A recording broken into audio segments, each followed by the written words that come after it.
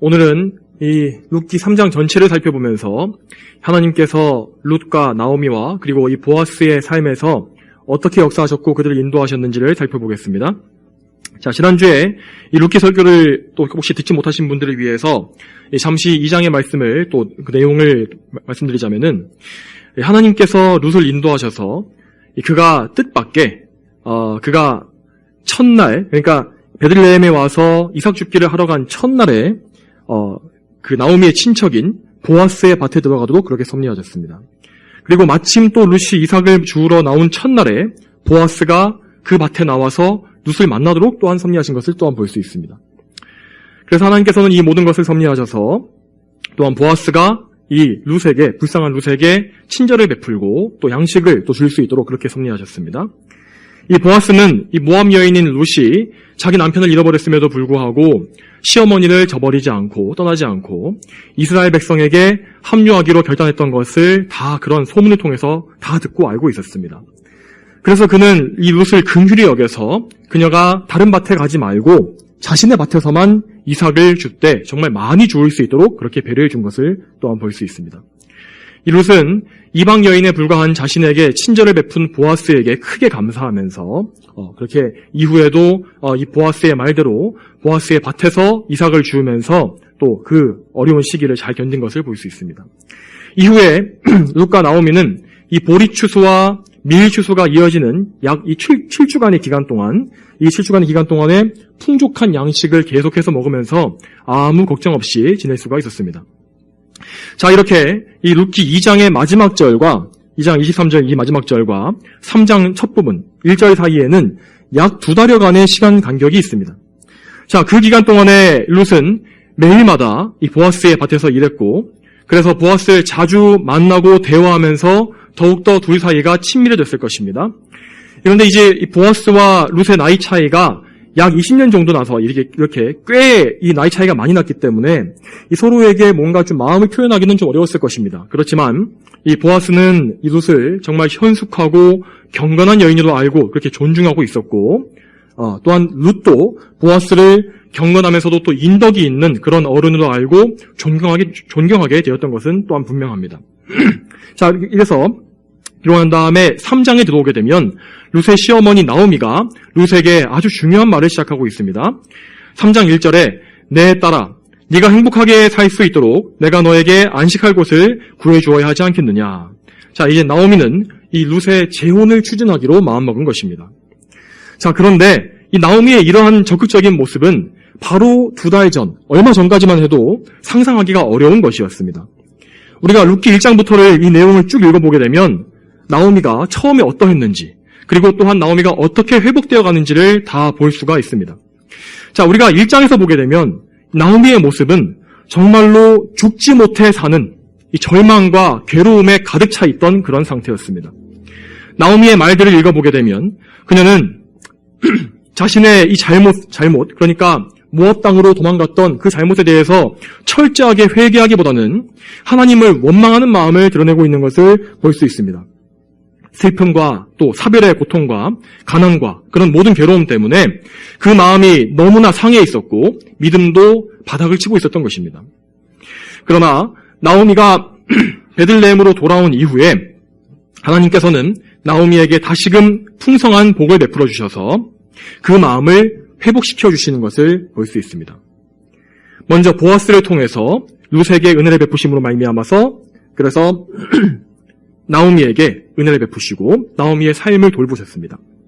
그래서 하나님께서 나오미를 잊어버리셨거나 아니면 그를 저버리신 것이 아니라는 사실을, 하나님께서 여전히 그를 사랑하시며 은혜 베푸신다는 사실을 나오미로 하여금 다시금 기억하게 하신 것입니다. 그런 가운데에서 나오미는 점점 더 영적으로 회복되고 또 자기 자신이 아니라 남을 돌아볼 수 있는 마음이 생겨난 것입니다. 원래의 그런 나오미의 그런 선량한 그런 마음이 다시금 회복된 것입니다. 그래서 나오미는 자신을 정말 지극정성으로 돌보고 모셨던 그 룻이 다시금 남편을 만나고 죄송합니다. 행복한 가정을 이루었으면 하는 마음을 가지게 된 것입니다. 이 3장 1절을 잘 보게 되면 나오미가 이제는 자신의 기업, 그 가문을 다시 회복시키는 일보다는 룻이 행복하기를 전적으로 진심으로 바라고 있다는 사실을 알 수 있습니다. 나오미는 여기에서 이 가정을 안식할 곳이라고 부르면서 그렇게 말하고 있습니다. 자, 여기에서 우리는 하나님께서 우리 사람들에게 이 세상에서 안식할 곳 중에 하나로 교회뿐만 아니라 우리의 가정을 허락하셨다는 사실을 알 수가 있습니다. 하나님께서는 남자와 여자가 각각 홀로 사는 것을 좋아하지 않으셔서 그 둘이 한 몸을 이루게 하는 결혼 제도를 친히 제정하셨고, 사람들이 그 가정 안에서 쉼과 기쁨을 누리며 살 수 있도록 하신 것입니다. 또한 그 가정에서 하나님을 잘 섬길 수 있도록 하나님께서 모든 것을 허락하신 것입니다. 자, 여러분, 이렇게 결혼 제도가 필수적인 것이고 좋은 것임에도 불구하고 언제나 그렇듯이 우리 죄인들은 우리의 죄로 인해서 하나님께서 만드신 좋은 것들을 망쳐버리는 그런 일들을 계속해서 행해왔습니다. 과거나 지금이나 이 가정들 안에서 벌어지고 있는 모든 죄악된 문제들, 가정이 깨어지고 폭력이 벌어지고 서로 간에 미워하는 그런 모든 문제들은 다 사람들의 죄 때문입니다.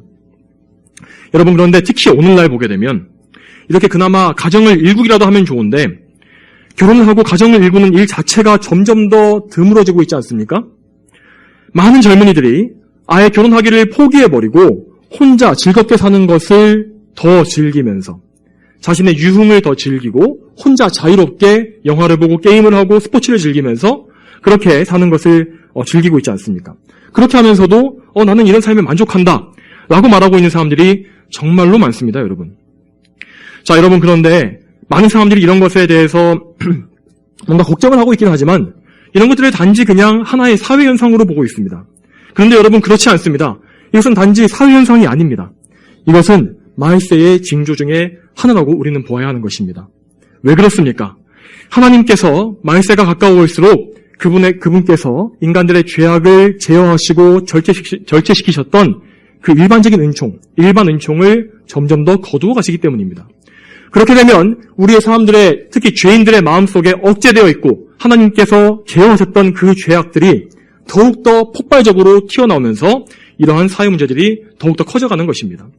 사람들은 마음껏 하나님을 대적하고 하나님께서 세우신 질서들을 무시하면서 자기 마음대로, 자기 생각에 옳은 대로 사는 모습들이 점점 더 많아지게 될 것입니다. 여러분, 그렇지만 사람들이 이렇게 한다고 할지라도 우리는 여기에 영향을 받아서는 안 됩니다. 우리는 이러한 사회나 이런 이 세상의 악에 거슬러서 하나님의 말씀에 순종하고 그분의 말씀을 따라서 하나님의 질서에 따라 살기를 항상 결단해야 하는 것입니다. 그런 것에 있어서 어떤 방해나 박해가 있을지라도 포기하지 말고 항상 하나님의 뜻을 따르면서 그분을 기쁘시게 하며 세상의 죄악과 맞서 싸우는 그런 믿음이 우리 안에 있어야만 하는 것입니다. 자, 이어서 2절과 3절을 보게 되면 이 룻과 나오미가 대화하고 있는 이 시기가 모든 추수가 다 끝나고 이 수확된 보리와 밀을 타작하는, 그러니까 그 결을 벗겨내서 알곡이 나오게 하는 그런 때라는 사실을 알 수가 있습니다. 이 나오미는 이스라엘의 풍습대로 룻이 어떻게 행동해야 될지에 대해서 지침을 주고 있습니다. 자, 이것은 그런데 이방 여인인 룻이 타인의 이 다른 사람들의 눈에 띄지 않고 보아스에게 청혼을 할 수 있는 그런 좋은 묘책이었다는 것을 우리는 알아야 합니다. 자, 그런데 우리 문화권에서 보기에, 우리의 시야에서 보기에는 이 뭔가 여인이 먼저 남자한테 청혼을 하고 그것도 나이 많은 남자한테 먼저 가서 청혼을 하는 것, 이것도 좀 이상해 보이고요. 그리고 야밤에 몰래 가서 부탁하듯이 말하는 것이 조금 이해가 안 되는 면이 있을 것입니다. 자, 그런데 먼저 이 이스라엘 문화에 대해서 좀 저희가 살펴보게 되면은 이 먼저 여성이 기업 물을 것을 요구하고 청혼하는 문화, 이것은 어디에 나오냐면 구약성경 신명기 25장 7절부터 9절까지에서 나오는 것을 볼 수 있습니다. 자, 거기에 나온 율법 조항을 보게 되면은 이 죽은 남편을 대신해서 이 동생이 형수와 결혼하는 제도, 그러니까 계대 결혼이라 부르는 제도가 나오고 있는 것을 볼 수 있는데, 자, 여기에서는 남편을 잃어버리고 남겨진 이 여성이 적극적으로 자기 친족에게 결혼을 요청할 수 있도록 보장하는 내용이 나와 있는 것을 볼 수 있습니다. 거의 강제적으로 그 죽은 형의 동생에게 결혼해달라고, 그래서 우리의 씨를 이을 수 있게 해달라고 요청하라고 그렇게 나와 있는 것을 우리는 볼 수 있다는 것입니다. 자, 비록 사사시대에 이스라엘에는 율법을 문자 그대로 준수하는 것이 많이 악화된 상태이긴 했습니다만은 여전히 문화적으로 여성이 기업을 물으기 위해서 먼저 청혼하는 것이 전혀 이상한 일이 아니었다는 것입니다. 자, 그리고 나오미가 룻에게 다른 때가 아니라 밤중에 타작마당으로 은밀히 찾아가도록 한 것은 룻과 보아스가 다른 사람의 눈을 피해서 단둘이 있을 수 있는 기회를 잡도록 하기 위함이었다고 말씀드렸습니다. 자, 당시에 추수가 끝나고 타작을 하게 되면 이 온 마을은 잔치 때와 같이 아주 흥겹고 즐거운 분위기가 되었습니다. 보통 밭의 주인들은 일꾼들에게 타작하는 일을 많이 맡겨놓고 이 저녁이 되면은 집에 돌아가서 잠을 자기도 했다고 합니다. 그렇지만 나오미가 생각하기에 이제까지 보아왔던 이 보아스에 대해서 생각해보면 이 보아스와 같이 성실하고 또 그래서 일꾼들과도 스스럼없이 지내는 그런 경건한 사람이라면은 분명히 늦게까지 타작하는 일을 도와주다가 함께 식사를 하고 집에 돌아가지 않은 채로 그 다음날 일을 하기 위해서 타작마당에서 잘 것이라고 그렇게 추측을 한 것입니다. 자, 그래서 이 나오미는 이 다른 사람들에게 이제 보이지 않고서 특히 이 룻이 이방 여인이 아닙니까? 이방 여인이 이 타인의 그러니까 이스라엘 다른 백성들의 눈에 보이는 상태에서 공개적으로 이스라엘 사람인 보아스에게 청혼하는 것이 위험하고 부담스러울 수 있었기 때문에 나오미는 보아스가 혼자 있게 될 시간을 기다렸다가 그 둘 사이에 일종의 중매를 서게 된 것입니다. 그래서 3절과 4절에 보면 나오미는 이 룻이 보아스에게 청혼하기 전에 깨끗이 몸단장을 하도록 세심하게 가르쳐주고 나서 이 단지 보아스에게 가까이 누워 있어서 그저 보아스가 기업을 물을 고난에 대해서 다시 좀 상기시킬 수 있도록 다시 깨달을 수 있게 해주라고 그렇게 말해주고 있는 것을 볼 수 있습니다. 자, 이렇게 하고 나서 4절 마지막에 이렇게 나와 있습니다. 그러면 내가 할 일을 그가 알려줄 것이다 라고 했습니다. 자, 이것은 거절을 하든 승낙을 하든 다 보아스의 처분에 맡기겠다라는 것입니다. 자, 그런데 왜 그랬을까요? 사실 나오미나 룻은 보아스에게 기업 물러줄 것을 강제할 권한이 없었기 때문입니다. 율법적으로 기업 물으는 이 일은 오직 친형제에게만 강제성을 부여하고 있었기 때문입니다. 보아스는 엘리멜렉의 친형제도 아니었고 또한 나중에 보면 나오지만은 보아스보다 더 가까운 친족이 또 있었기 때문에 그냥 보아스 입장에서는 거절해버리면 그만이었던 것입니다. 사회적으로든지 율법적으로든지 뭔가 비난받을 만한 그런 이유가 없었던 것입니다. 자, 그러나 나오미는 지난 2달간 룻과 보아스를 지켜보면서 둘 사이에 이제 어떤 좀 일종의 끌림이 있다는 사실을 직감적으로 또 알았을 것이고 또한 비록 보아스가 나이가 많긴 했지만 그같이 경건한 사람이라면은 참으로 룻이 행복하게 앞으로 살아갈 수 있을 것이라고 확신했기 때문에 이 일을 과감하게 진행한 것입니다. 5절에서 룻은 나오미의 말을 듣고 나서 그 말씀에 순종하겠다고 답했습니다. 그리고 6절부터 7절까지 정말로 시어머니의 말을 그대로 다 따라서 순종한 것을 우리는 볼 수 있습니다.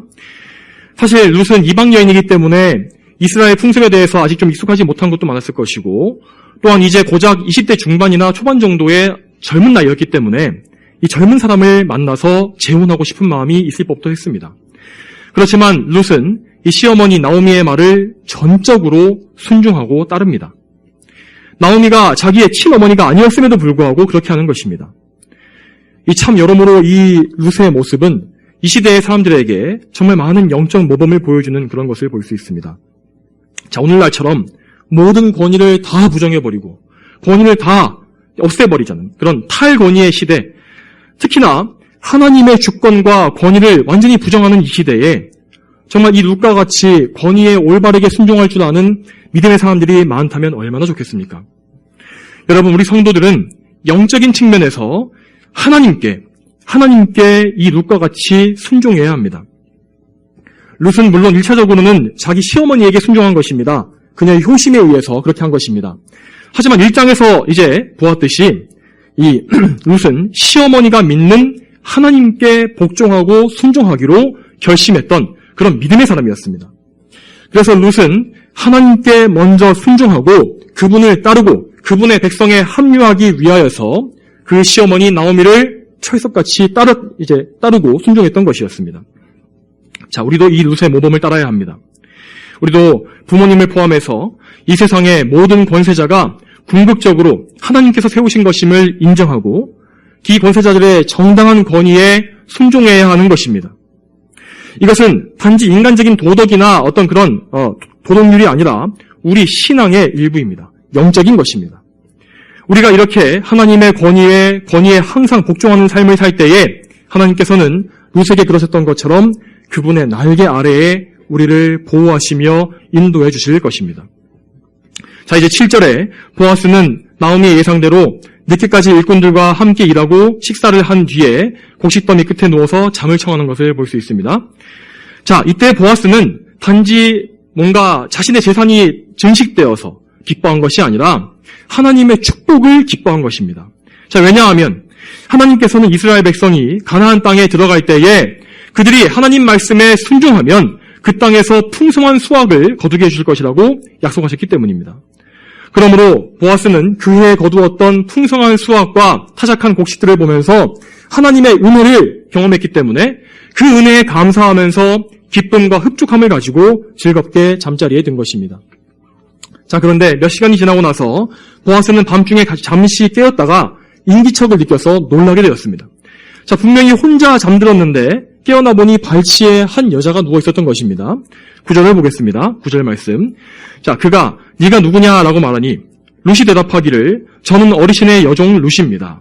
어르신의 옷자락으로 이 여종을 덮어주십시오. 이는 어르신께서 저희 유업을 물러줄 분이시기 때문입니다. 라고 하므로. 자, 룻은 이렇게 보아스 앞에서 겸손하게 자신을 여종이라고 부르면서 낮추고 있습니다. 자, 그리고 이렇게 겸손하게 자신을 낮추면서도 동시에 그는 믿음으로 담대하고도 분명하게 자신의 부탁을 말하고 있는 것입니다. 자, 룻은 아까 우리가 이제 나오미의 말에서 보았던 것, 나오미가 시킨 것보다 오히려 더욱더 용감하고 솔직하게 말하고 있는 것을 볼 수 있습니다. 자, 그런데 다시 한 번 말씀드리지만 룻과 나오미에게는 보아스에게 의무를 이행하라고 강요할 권한이 없었습니다. 나오미의 남편 엘리멜렉은 자기 기업을 그냥 스스로 내어버리고 이방 땅으로 떠났다가 객사한 사람이었습니다.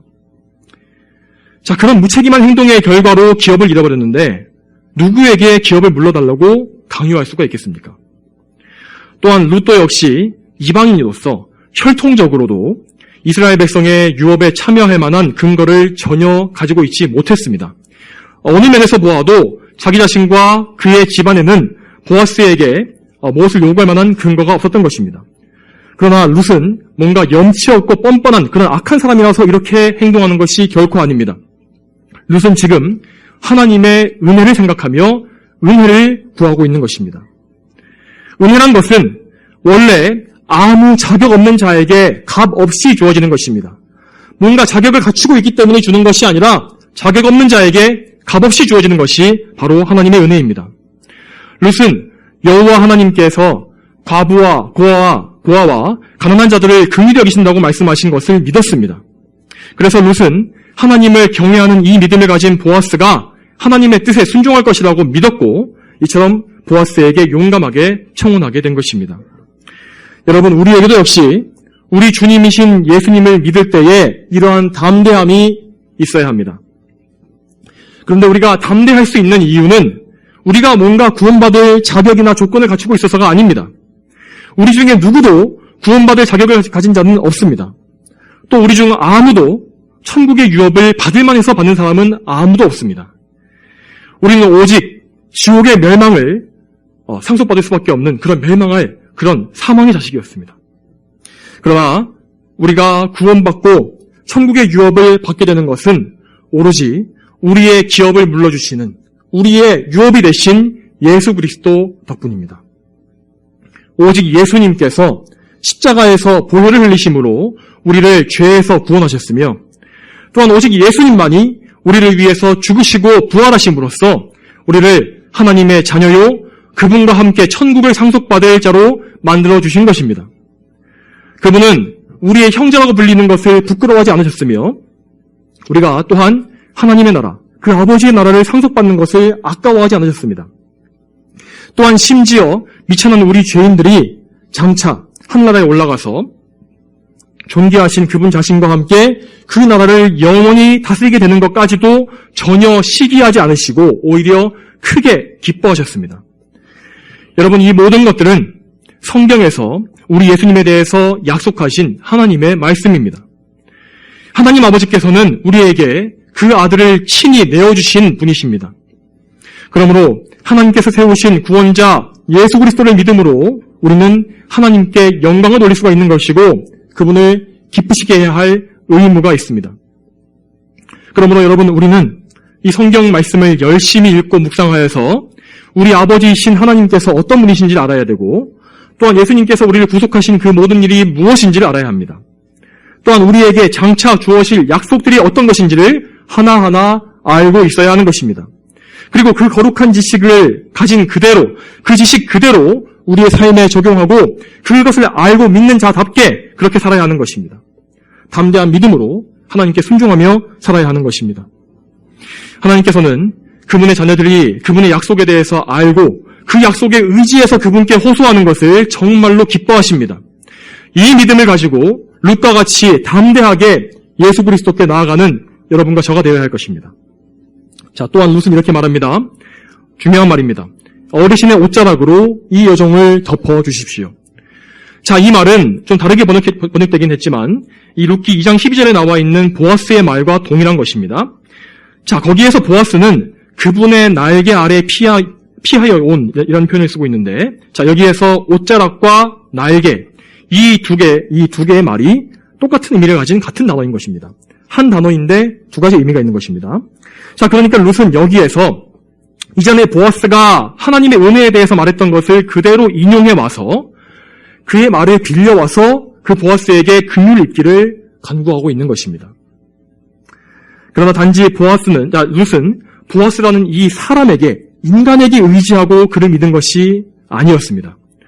룻은 보아스의 친절함을 맛봄으로써 하나님께서 경건한 하나님의 백성들을 통해 그분의 은혜를 베풀어 주신다는 사실을 경험적으로 알게 된 것입니다. 하나님의 도구로서 그런 의로운 사람들이 쓰임받는다는 것을 알게 된 것입니다. 그래서 룻은 보아스를 통해서, 하나님의 사람인 이 보아스를 통해서 하나님의 보호하심, 그분의 날개 아래 피할 것을 그렇게 바라면서 보아스가 자신을 아내로 받아주기를 그렇게 요청하고 있는 것입니다. 여러분, 이 룻의 믿음과 같이 우리 역시 주님의 옷자락으로 우리를 덮어달라고 간구해야 합니다. 우리의 흉악한 모든 죄, 여러분의 죄를 생각해 보시기 바랍니다. 그 죄를 무엇으로 덮을 수 있겠습니까? 오직 그리스도의 보혈로 덮어야만 그 죄를 씻을 수가 있습니다.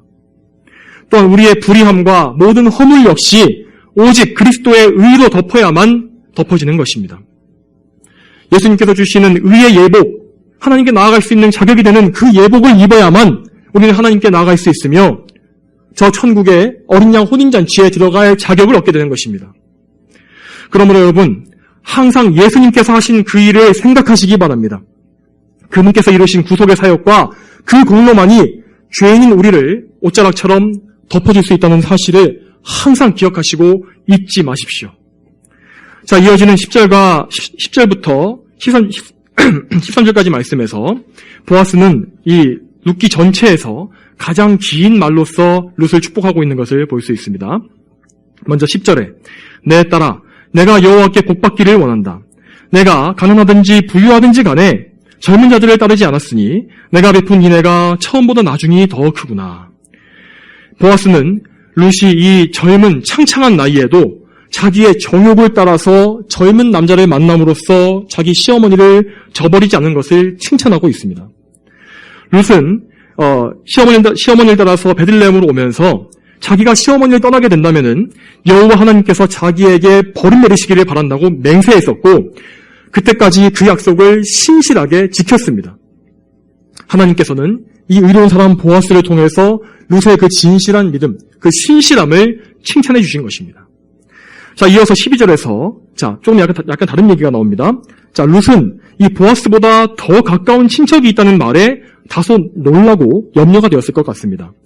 그러나 보아스는 룻을 다시 한번 안심시키면서 그가 원치 않는다면 반드시 자신이 기업을 물려줄 것이며 룻의 청혼을 받아들일 것이라고 맹세하고 있습니다. 자, 분명히 보아스도 룻의 청혼을 받아들일 마음이 있었습니다. 룻을 아내로 맞아들이기 위한 마음이 있었습니다. 그렇지만 그는 하나님의 법과 질서를 깨뜨려 가면서까지 뭔가 인위적인 방법으로, 편법으로 조급하게 일을 진행하지 않았던 것입니다.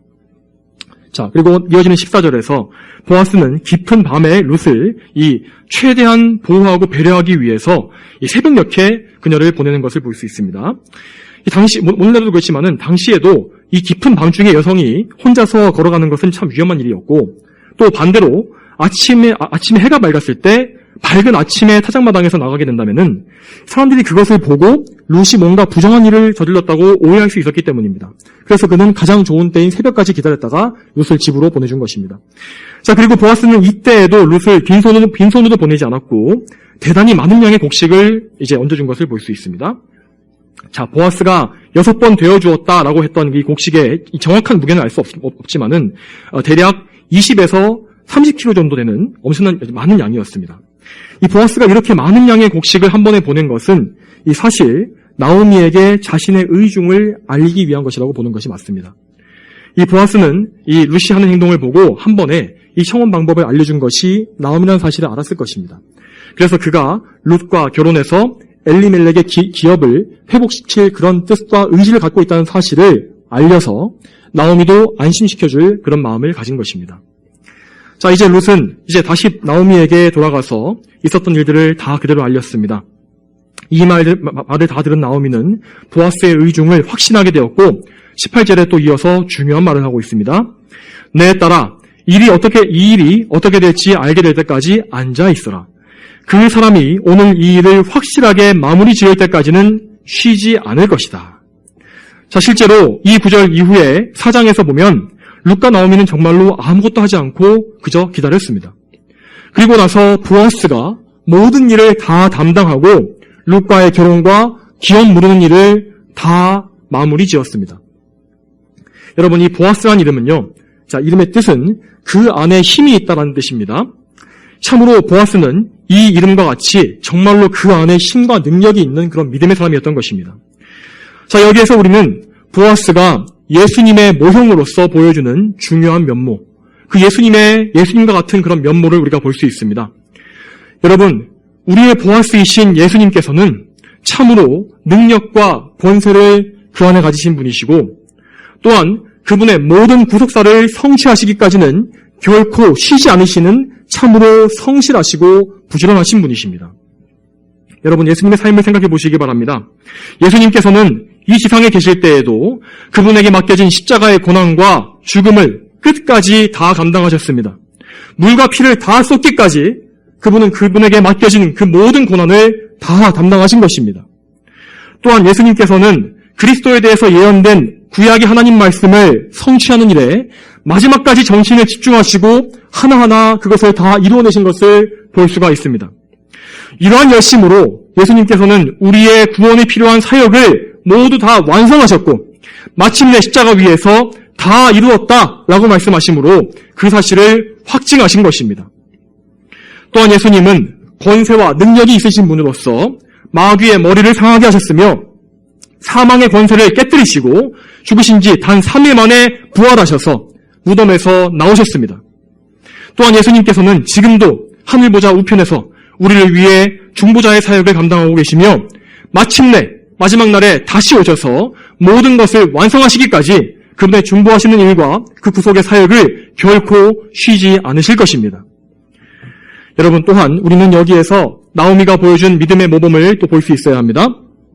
나오미는 룻과 보아스의 중매하는 그 일에 최선을 다했고 룻도 역시 나오미의 말에 잘 따랐습니다. 자, 룻과 나오미 이 두 사람은 자신들이 해야 할 일을 정말 최선을 다해서 잘 마무리 지었고 이제 자신들이 할 일이 없었을 때에는 믿음으로 하나님의 섭리와 보아스의 역할을 기다리고 있는 것입니다. 이처럼 우리도 하나님의 약속을 믿는 가운데에서 하나님의 법에 따라서 우리의 할 일을 먼저 최선을 다해서 해야 합니다. 하나님께 기도하는 가운데 하나님의 인도하심과 섭리를 믿으면서 우리가 할 일을 해야 하는 것입니다. 그런 이후에 모든 일의 결과는 오로지 하나님께 맡기고 그분을 기다리는 것, 그 역시 바로 그것이 참된 성도의 믿음인 것입니다. 그러므로 성도 여러분, 여러분의 보아스이시고 여러분의 기업 물을 자 되신 예수 그리스도를 항상 바라보시며 그분의 섭리와 은혜를 기다리시기 바랍니다. 그분은 천지 만물을 주관하시는 하나님이십니다. 또한 그분은 성령님을 통하여 사람의 마음을 움직이시고 모든 일의 과정과 결과를 다 미리 정확하게 정하셔서 그분의 뜻대로 다 섭리하시고 인도하시는 전능하신 분이십니다.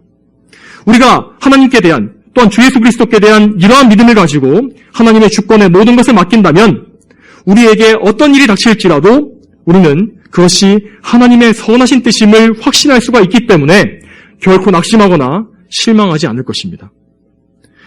다니엘과 세 친구가 보여주었던 믿음을 한번 상기해 보시기 바랍니다.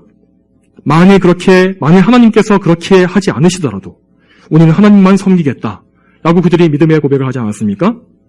우리도 역시 하나님을 의지하고 믿음으로 말미암아서 그러한 굳센 믿음을 소유한 사람들이 되어야 하는 것입니다. 마지막으로 성도 여러분, 혹시 여러분이 믿음 생활 가운데에서 하나님을 위해서 포기하신 것들이 있으시다면 그 모든 것들에 대해서 아까워하시거나 뒤돌아보지 마시기 바랍니다. 그러실 필요가 없습니다. 룻의 경험만 보아도 그것을 알 수 있지 않습니까? 룻은 시어머니에 따라서 베들레헴으로 오기로 결정했을 때에 그때 이미 결혼을 다 포기했습니다. 그것이 확실합니다. 그가 어떤 기대를 갖고 있었다는 사실이 나오지 않습니다. 나오미에게는 이미 자식을 낳을 만한 능력이 없었고 또 그때 당시에는 보아스와 같은 친척이 있다는 사실도 몰랐습니다.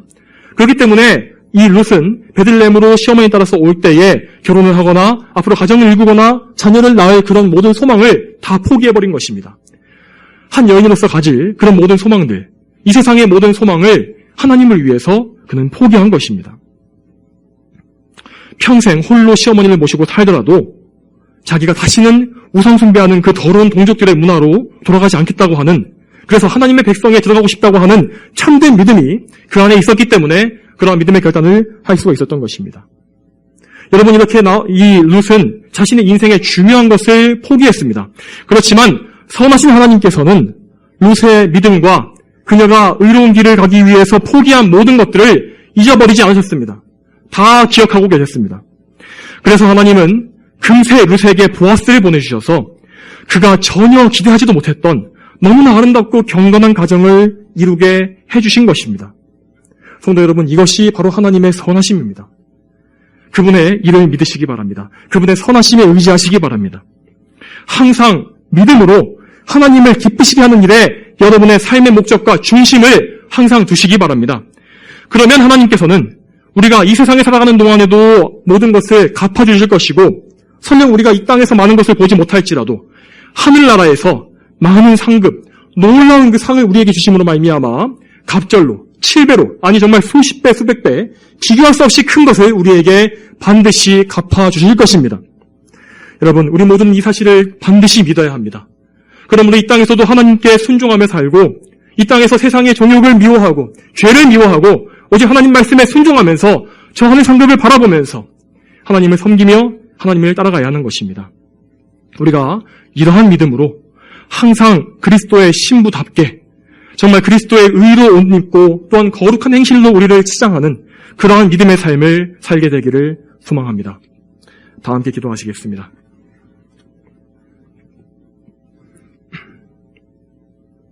거룩하신 아버지 하나님, 오늘도 저희에게 룻기의 말씀을 통하여서 우리가 성도로서 참으로 어떠한 믿음을 가져야 하는지, 또한 그 믿음의 근거가 무엇인지, 또한 하나님께서 우리에게 주시는 모든 복락이 어디서부터 오는 것인지를 우리가 깨닫게 하시니 참 감사합니다.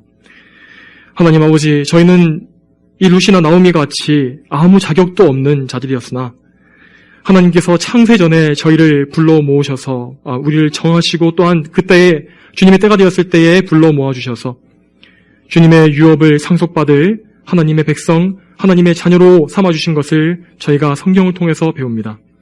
주 하나님, 이 사실을 저희가 굳게 믿게 하여 주시고 어떠한 경우에도 이 세상에 소망을 두지 말고 또한 우리의 자신에게 어떠한 근거를 두지 말고 오직 우리의 기업 물자가 되신 예수 그리스도를 의지하고 바라보면서 이 땅을 살아갈 수 있도록 도와주시옵소서.